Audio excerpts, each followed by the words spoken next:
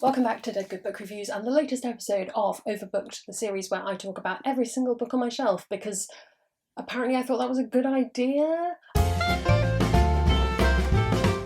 Today we're going to be talking about one of the books that is probably the first book on my shelf that I bought because it was on the bookish internet when I started book blogging. I'm talking, of course, about Melissa Bashar-Dust's Girls Made of Snow and Glass. I'm gonna give you a moment to enjoy the cover, should that be in your interest. It's me. And then I'm gonna pop it up behind me so we can remember what we're talking about. I was gifted this book by my wife, probably 3 or 4 years ago now, and no one is paying me to talk about it. I did receive a digital review copy of her more recent book, Girl, Serpent, Thorn, which will come up in this review. Full disclosure, I'm going to keep this review as spoiler-free as possible, but I am going to talk about the plot, so this is your chance to flee if you really don't want to hear anything. If you want to go in completely blind, knowing nothing more than the bare minimum, leave! But come back when you are done. Girls Made of Snow and Glass is a YA fairy tale retelling. It's a retelling of Snow White. I think that's probably vaguely clear, maybe. It originally published in 2017. If you'll remember, 2017 to 2018 YA was like wall-to-wall retellings, and we've got a fair few of them on these shelves, so I'm sure we'll come to more in future seasons. Melissa Bashar-Dust is an American author who, because it's what I'm interested in, studied English at university. This was one of her earlier books. Her latest book, as I've mentioned, Girl, Serpent, Thorn, came out in 2020, and I thought it was pretty good, but we're not here to talk about that. I will link my blog review for that somewhere in case you're interested. Plot summary. I'm not going to explain the plot of Snow White to you because I think you know why. This book is the story of the Snow White character, or Lynette in this case, and Mina, the stepmother character. Mina's magician father reveals to her that actually he crafted her heart out of glass, and it's an unbeating glass heart. And also, Lynette is a girl made out of snow. Pulling together the stories of the past and present, this book combines these two narratives and explores this story of two women pitted against each other, seemingly doomed to hate each other from the start. But what will happen next? Things I liked about this book. I think it's a really interesting retelling. I've read a fair few retellings in my time. At one point I was having a feature on my blog of the year of all the retellings because, oh my goodness, I read so many of them. And the other Snow White retellings I've read were more Wicked Queen retellings, Forest of a Thousand Lanterns. It's so good. We could also talk about Marissa Mayer's Winter, but I feel like that's such a different thing at this point. It's so far removed from this that it's not really helpful to have it as a comparison. But I think that the way that Melissa Bashar-Dust reframes this story and turns this story of the beautiful maiden and the evil, beautiful crone, it's done really well, and it still manages to also not be this woman is evil, but look, we gave her a tragic backstory and now you can't feel bad for her. The story's more about giving a different context to her actions and the relationship between her and Lynette and how that changes with that additional background. That's the focus of the book, that's the way that this retelling is spun, but it's also not just that. Lynette has plot beyond just being the princess, and Mina has plot beyond just being this wicked stepmother figure. The story is the focus of the book, but it's not just that. What I'm trying to say is this goes beyond that original story. It's not just twisting it slightly. It's taking the framework of that story and pushing it into something completely different. Essentially, it's everything I like a retelling to do, and it's why it's one of the retellings that has stayed on my shelf. Gay.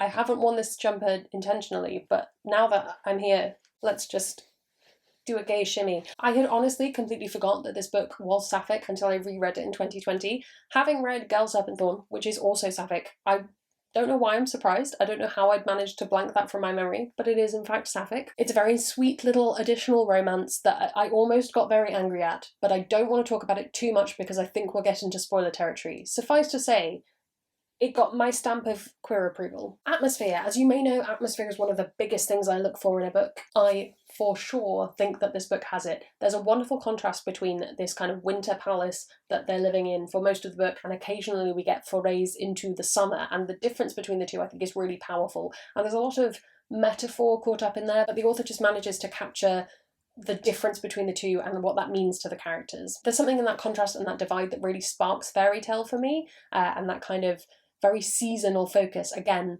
fairy tale connotation. It's just a beautiful world that comes together in a really amazing way, and it feels like the kind of story that could be told and retold 1,000 times, which is again, I think, why it works. It comes from that framework of that familiar story that we all know and love. Some things that I liked less, or that maybe might put you off this book, I don't know how to word this, maybe by the time this series is done we will know. It's one of those books where sometimes characters do stupid things and you can't really work out why. like not talking to someone when you have a problem. There's a lot of things that might be solved by a quick conversation, and a lot of things that feel like they go against common sense. It's not the most egregious example of this, but it does happen on occasion, and I know sometimes that can put me off a book, so I thought I would warn you in advance. You do kind of get a sense of why they don't talk about some of the things. There is a bit of explanation there, but it's still very much a that could have solved this problem completely.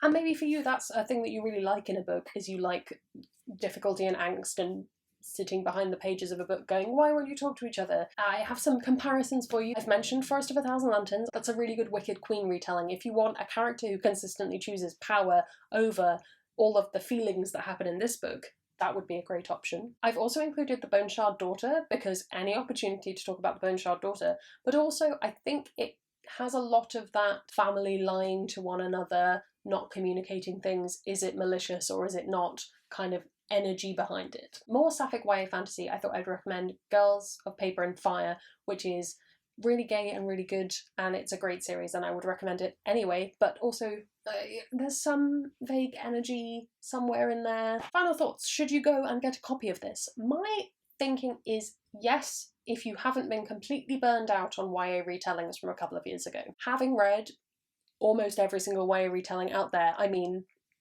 not all of them, but quite a few, I would say this is one of the better ones. It's one of the better ones that still retains fairy tale-ness. It hasn't gone completely into, I just put someone in the apocalypse or anything. And then when you're done, you get to read her original fairy tale, Girl Serpent Thorn, which is, I think, very different from this book. It has a similar energy to it and similar atmosphere. I didn't actually like it as much as I liked this one, but I think that may be a matter of personal preference. Thank you so much for watching. I hope this was either interesting or entertaining. Comment below with your favourite YA retelling or non-YA retelling. Retellings, let's reinvigorate our love for them in the comment section below. While you're down there, you can also follow me on all of my social media, that's available. And to keep up with the series, you can subscribe. It makes me feel loved and appreciated. That's all from me, and I will see you in the next one. Why do you choose now to bark? There's gonna be some bloopers now. Girls Made of Snow and Glass is a YA original. Nope. My battery, it is going to die. Where is my spare battery? It's over there.